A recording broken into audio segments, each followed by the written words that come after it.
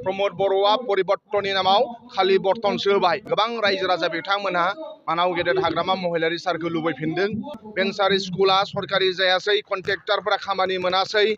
ओनसोलाव जेबो जौगासारनाय जायासै बे ओनसोलाव सान्थि नांगौ बे ओनसोलनि जोंनि लेखा गोरों सेंग्रा सिख्लाफ्रा साख्रि नांगौ बे ओनसोलनि कन्ट्रेक्टरफ्रा खामानि मोननो नांगौ जोंनि मानाव गेदेर हाग्रामा महिलारि सारा बुंबाय थादों जोङो हारसिङैनो इलेक्सन गेलेगोन होननानै दिनै प्रमोद बर'आ 5 बोसोराव जेबो खामानि मावैयाव रायजो राजाफ्रा गोबाङानो बिथांमोनखौ रागा जोंदों सरकार आरो आसाम सरकारा जि थाखा फैसा हरदोंमोन मा होनो लामा बानायनाय स्कुल बानायनाय कलेज बानायनाय ओनसोलखौ जौगाहोनायाव नाथाय बैफोर फैसाखौ बिथांमोनहा खामानि मावामालासिनो खेला आरो मेला खुंनानै बिथांमोनहा जाजोब्बाय आरो दिनै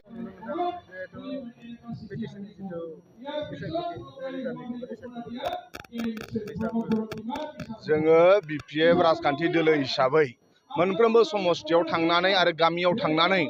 रायजो राजाजों सावरायनाय हाबाफारिया सोलिगासिनो दङ दिनैबो जोङो बेरगाव समस्थिनि सिङाव थानानै मोनसे जायगायाव जोङो रायजो राजा बिथांमोनजों आरो जोंनि मावथि बिथांमोनजों जों सावरायफैदों आरो गोबां रायजो राजा बिथांमोनहा मानाव गेदेर हाग्रामा महिलारि सारखौ लुबैफिनदों बे ओनसोलाव जौगानाय नांगौ बे ओनसोलाव सान्थि नांगौ बे ओनसोलनि जोंनि लेखा गोरों सेंग्रा सिख्लाफ्रा साख्रि नांगौ बे ओनसोलनि कन्ट्रेक्टरफ्रा खामानि मोननो नांगौ बिजनेसमेनफोरा मोजाङै सोलिनो नांगौ आबादारिफोरना मोजां टेक्न'लजिजों साइन्टिफिक माबाजों आबादारिफोरा जौगासारनो नांगौ होननानै गोबां रायजो राजा बिथांमोना फारफ्रोमबो थिंजायनिफ्राय जौगानाय नांगौ होननानै मानाव गेदेर हाग्रामा महिलारि सारखौ पावार लाबोफिननांगौ होननानै रायजो राजा बिथांमोना खावलायदों रायजो राजा बिथांमोना बुंदों थांनाय बाराव प्रमोद बर'आ परिबर्तननि नामाव खालि बर्तनसो होबाय जेबो जायासै होननानै भेन्सार स्कुला सरकारि जायासै कन्ट्रेक्टरफोरा खामानि मोनासै ओनसोलाव जेबो जौगासारनाय जायासै होननानै रायजो राजा बिथांमोना बुंदों आरो ओंखायनो जोंनि मानाव गेदेर हाग्रामा महिलारि सारा बुंबाय थादों जोङो हारसिङैनो इलेक्सन गेलेगोन होननानै दिनै प्रमोद बर'आ 5 बोसोराव जेबो खामानि मावैयाव रायजो राजाफ्रा गोबाङानो बिथांमोनखौ रागा जोंदों भारत सरकार आरो आसाम सरकारा जि थाखा फैसा हरदोंमोन मा होनो लामा बानायनाय स्कुल बानायनाय कलेज बानायनाय ओनसोलखौ जौगाहोनायाव नाथाय बैफोर फैसाखौ बिथांमोनहा खामानि मावामालासिनो खेला आरो मेला खुंनानै बिथांमोनहा जाजोब्बाय आरो दिनै अपोजिशननि लिडारफोरखौसो बिथांमोना बायनो नागिरो दाखालि MP इलेक्सननि सिगां नुबाय गोबां जोंनि दैदेनगिरि बिथांमोनखौ फैसाजोंसो बायनो नागिरदों भारत सरकार आसाम सरकारा जौगासारनायनि नामाव खामानि डेभेलपमेन्टनि नामाव फैसा हरनायखौ बिथांमोनहा जाजोबनानै दङ ओंखायनो जों रायजो राजाखौ रिक्वेस्ट खालामनो लुबैदों मेलेमजिबि बिथांमोनखौ साननो खावलायदों जे बेबादि जुदि जौगासारनायनि खामानिनि फैसाफोरखौ मावामालासिनो अपोजिशन लिडारफोरखौसो बायोब्ला बे ओनसोला बोरै जौगानाय नांगौ ओंखायनो जों बेखौ खावलायदों दा ओंखायनो रायजो राजा बिथांमोना बुंदों जोंनो सान्थि नांगौ आरो जौगानाय नांगौ ओंखायनो हाग्रामा महिलारि सारखौ सिबजाफिनगोन नांगौ होननानै रायजो राजाया दिनै खावलायदों दिनै प्रमोद बर'आ गिदों बिपिएफखौ थोर गिनानै हारसिङै इलेक्सन गेलेनो साहसआनो जाया जुदि प्रमोद बर'आ गावखौनो जुदि हेभि लिडार सानोब्ला बिथाङा हारसिङैनो इलेक्सन जुजिलाय दिनै बिथांमोना हारसिङै इलेक्सन जुजिनो रावहाबो साहस गैया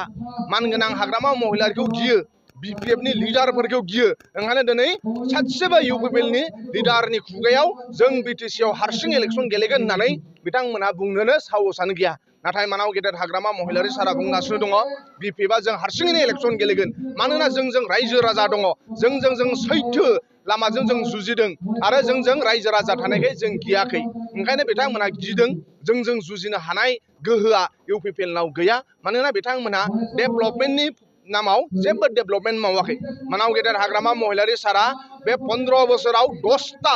बड'लेण्ड गेस्ट हाउस लुदों बड'लेण्डआव गंनै गुवाहाटीआव गंनै वेस्ट बेंगलाव गंनै दिल्लीआव गंनै आरो बेंगलर आरो चेन्नाइआव 10टा बड'लेण्ड गेस्ट हाउस लुदों आसामनि फार्स्ट टाइमनि थाखाय 6 सिडुल ओनसोलाव मा होनो आसामनि एसेम्ब्लिया जोंनि बिटिसिआव फैदों बे बिटिसिनि सेक्रेटारियेटखौबो मानाव गेदेर हाग्रामा महिलारि सार लुनाय दिनै बाख्नायनो नांगोन दिनै एसां मोजां मानाव गेदेर हाग्रामा महिलारि सारा लुनायखाय आसामनि बाजेट एसेम्ब्लि सेसना दिनै जोंनि क'क्राझाराव फैनो हादों दिनै क'क्राझार ओनसोलाव बेसेबांबो जौगासारनाय सान आरो अखाफोर आरो हाथरखिखौ बाद होनानै बिटिसिनि बेसेबांबो डेभेलपमेन्ट दङ सब मानाव गेदेर हाग्रामा महिलारि सार लुजोबनाय आं होनदों सान अखाफोर आरो हाथरखिखौ बाद होनानै क'क्राझार आरो बिटिसि ओनसोलाव जुदि गसंनानै बेसेबां जौगासारनाय खामानि नुजोबदों बे सब मानाव गेदेर हाग्रामा महिलारि सार आरो बिपिएफ सरकारनि समावसो खामानि मावनाय दिनै नुनो मोनदों जिहेतु आसाम एसेम्ब्लिया क'क्राझाराव जागासिनो दङ बे समावहाय बिटिआर जिथु सुक्ति बे बिटिआर सुक्तिनि दफाफोरखौ मावफुंनांगौनि थाखाय रायजोनि दोलो अखिल गगैयासो बे दाबिखौ खालामदों लासिं सिं बाथ्रा बियो इउपिपिएलनि 7 8 एमएलए दङ बिथांमोना बे बाथ्राखौ जेबो बुङाखै बे बिथांमोना लासिं सिं बाथ्रा सासे गोबां गुबुन जायगानिफ्राय फैनानै बिथांमोननि इस्युखौ बे बुंनो गोनां जादों ओंखायनो आं सानो बे 7 एमएलएआ रिजेक्ट होनो नांगौ लासिं सिं बाथ्रा गावनि इस्युखौ गाव बुङा मालासो मालायासो बुंनांगौब्ला दा ओंखायनो आं बरायो जोंनि आसामनि एसेम्ब्लिया जोंनि क'क्राझार सोहोराव जाफैदों गोबां गेदेमा बिथांमोना जोंनि क'क्राझार नोगोराव नायफैदों बेरायफैदों जों बिथांमोनखौ बरायो वेलकाम खालामो आरो बेखौ जों गोसोखांनो नांगोन बे सेक्रेटारियेटखौ मानाव गेदेर हाग्रामा महिलारि सार लुनायसो आरो दिनै बिथांनि लुनायाव दिनै आसामनि एसेम्ब्लिया जाफैदों जों बेखौ बरायो नाथाय जाय इस्यु दिखांनो नांगौमोन